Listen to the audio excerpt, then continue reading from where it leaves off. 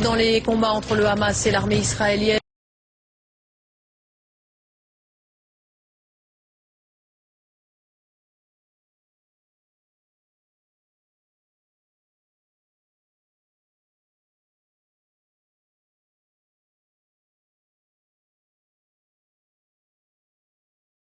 Les deux parties rejettent la résolution de l'ONU appelant au cessez-le-feu immédiat.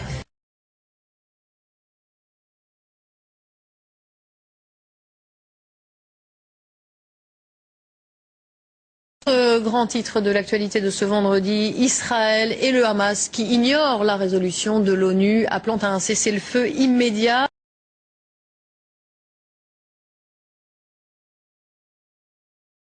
Les deux parties ont décidé de poursuivre les combats.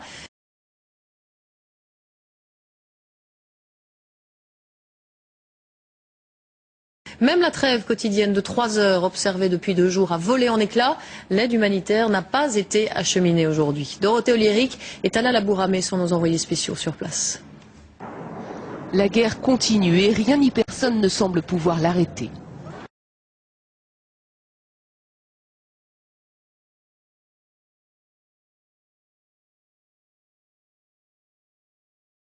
Sur le terrain, les militaires israéliens poursuivent le boulot qui leur a été assigné.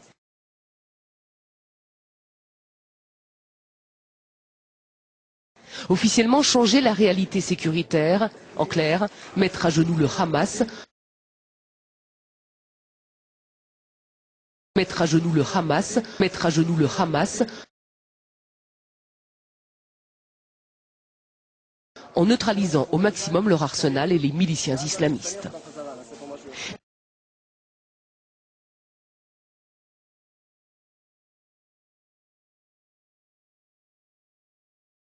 L'occupation qui ne peut aller sans oppression, répression, expulsion. Et il s'y manifeste contre lui la résistance, qu'à son tour, il qualifie de terrorisme. Arsenal et les miliciens islamistes.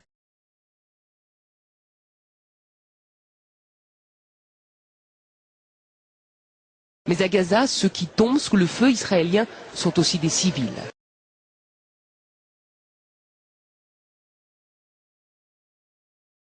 Selon l'ONU, le 4 janvier dernier, une centaine de civils palestiniens auraient été rassemblés par les forces israéliennes pour les éloigner des combats.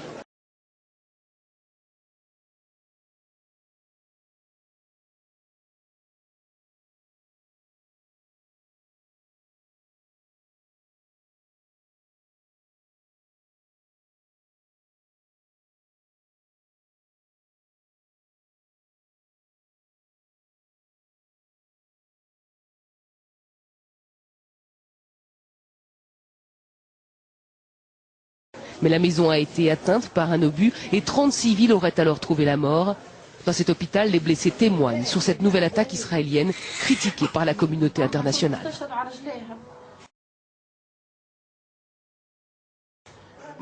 Ils ont commis un massacre, c'était ma propre maison. Tout le clan Samouni était là, la famille et les proches. Ceux qui n'ont pas été tués ont été blessés. Mais dites-moi quels crimes ont commis ces enfants? Côté israélien, une enquête a été ouverte pour répondre à ces nouvelles accusations.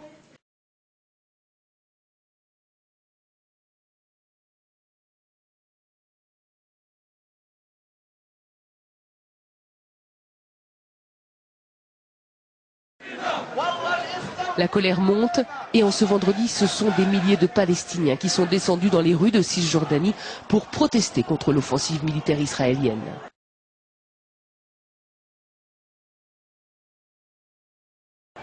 À Ramallah, ceux qui ont crié des slogans pro-Hamas ont vite été arrêtés par la police palestinienne.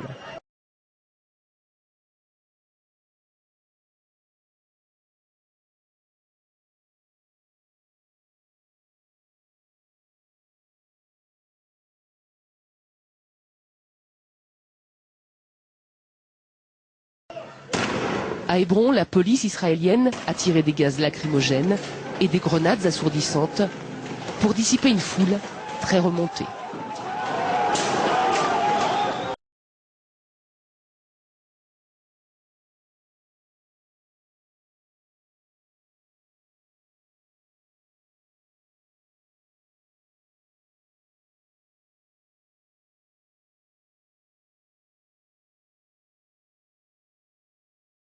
Dans le même temps, dans le sud d'Israël, plus d'une trentaine de roquettes ont été tirées par le Hamas.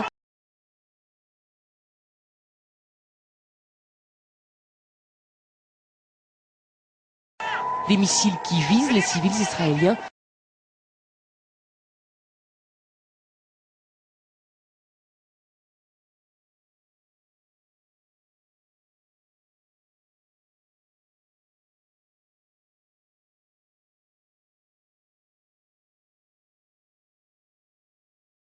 Et affolent une population qui soutient toujours massivement la guerre.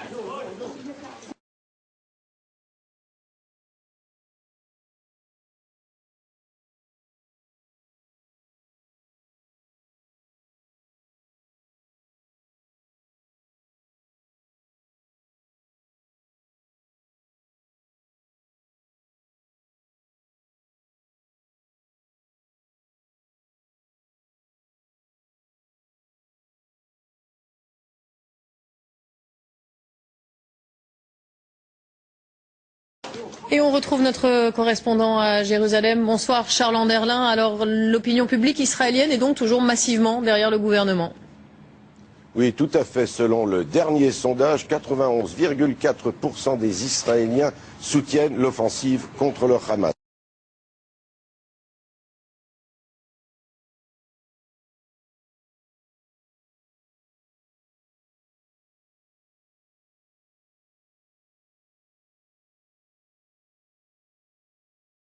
Le pays est littéralement mobilisé en faveur de ces soldats et des populations du sud d'Israël.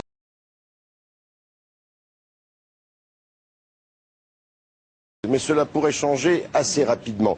Si l'armée s'enlise dans Gaza, subit des pertes importantes, le gouvernement n'a pas encore décidé s'il passe à la phase suivante, la reconquête des grandes villes palestiniennes. Ce matin, le cabinet de sécurité s'est contenté, vous l'avez dit, de rejeter la résolution du Conseil de sécurité des Nations Unies, comme d'ailleurs l'a fait le Hamas.